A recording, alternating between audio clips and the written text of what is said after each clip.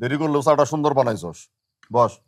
আব্বা এই আব্বা এই হ্যাঁ কাজটা আপনি কি করছেন? কাজটা ঠিক করছেন?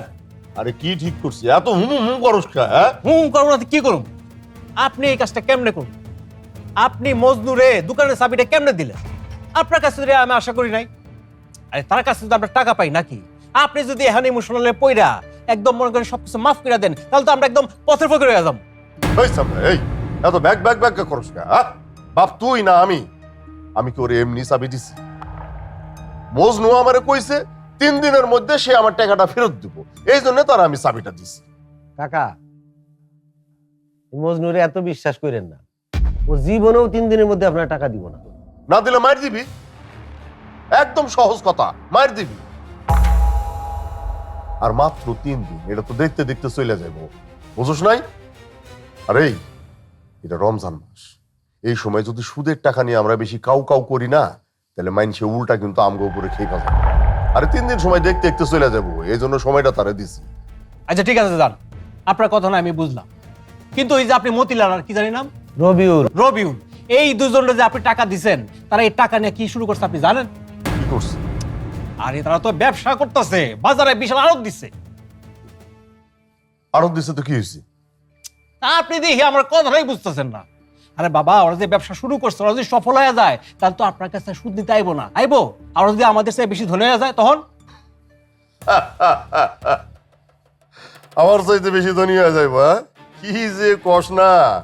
শোন, এই পুরা এলাকার অর্ধেক সম্পদ হইতেছে আমার সামনে দাঁড়ায় মনে কর চেয়ারম্যান মেম্বার কথা কইতে হইলেও 7 বার চিন্তা করে কেমনে কথা কইব, আর তুই ওই মতিলাল আর রবিউলের কথা কইতে আইছস? হ্যাঁ কি যে কস। আচ্ছা ঠিক আছে যান, আপনার কথা আমি মাইনা নিলাম, কিন্তু আমাদের যে 2টা কাস্টমার কমে গেল, তার কি হইব? কাস্টমার হারাই যাইব? কি যে কস না বাবা। শোন বাবা, আমি তোরে কয়টা কথা বলি, মনোযোগ সহকারে শোন। এই যে আমারে দেখতেছস না, সুদ ব্যবসায়ী, খালি আমি কিন্তু একলা না, আমার মতো হাজার হাজার হাজার লোক যুগ যুগ ধরে সুদের ব্যবসা করে আসে। ব্যাংক কি করে? হ্যাঁ, ওরা তো এই সুদের উপরে লেনদেন করতেছে। হ্যাঁ, এইটা কইবার পারোস? ওগো একটা অফিস আছে, ওগো কাগজপত্র আছে, হ্যাঁ, ওরা লাইসেন্সধারী। ওগো কাছ থেকে লোন নিতে হইলে বিভিন্ন কাগজপত্র দিতে হয়, নিতে হয়, তারপরে লোন পাস হয়, এরপরে দেয়। আমরা গ্রামে গঞ্জে থাকি, আমগো কোনো অফিস নাই, লাইসেন্স লাগে না, কাগজপত্র লাগে না, মুখের কথাই আমরা লোন দিতেছি, আবার মুখের কথাই তারা আমগো লোনটা পরিশোধ করে দিতেছে, বুঝছ নাই? এই যে হাজার হাজার গরিব মানুষ আমাদের কাছ থেকে লোন নিতেছে, কোনো গরিব মানুষ সময় মতো পরিশোধ করতে পারতেছে, কোনো গরিব মানুষ পারতেছে না। তাই বলি কি গরিবের সংখ্যা কমে যাইতেছে? রে, কমে না। দিন যত যাইতেছে তত গরিবের সংখ্যা বাড়তেছে আর বাড়তেছে, বুঝছ নাই? কাকা একদম ঠিকই কইছেন, এই দুনিয়ায় গরিব কখনো কমবো না, খালি বাড়বো আর বাড়বো। জয়নাল, তুই বিষয়টা বুঝতে পারছো? হ্যাঁ, গরিব কখনো কমে না রে বাজান, দিন যত যাইবো গরিব তত বাড়তেই থাকবো, বাড়তেই থাকবো। আপনারা যদি এত বোঝেন দুজন মিলা, তাহলে এই যে সুদের টাকা আনতে আমার পারান কেন? আপনার টাকা আপনি এই নেন। এই বস, খালি মাথা গরম, মাথা গরম। তোরে কি লেগে পাঠায়? তোরে পাঠায় যে তুই এই ব্যবসাটা আস্তে আস্তে শিখাই।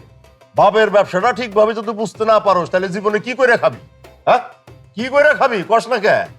এই যে যাওয়া আসা করতে করতে করতে, লেনা দেনা করতে করতে এক সময় মনে কর যে তুইও পাকা হয়ে যাবি। যখন ব্যবসাটা পরিপূর্ণ তোর মাথার মধ্যে আইসা পড়বো, তখন বুঝবি যে বাপের এই ব্যবসাটা কত সুন্দর একটা মজার ব্যবসা। খালি মাথা গরম।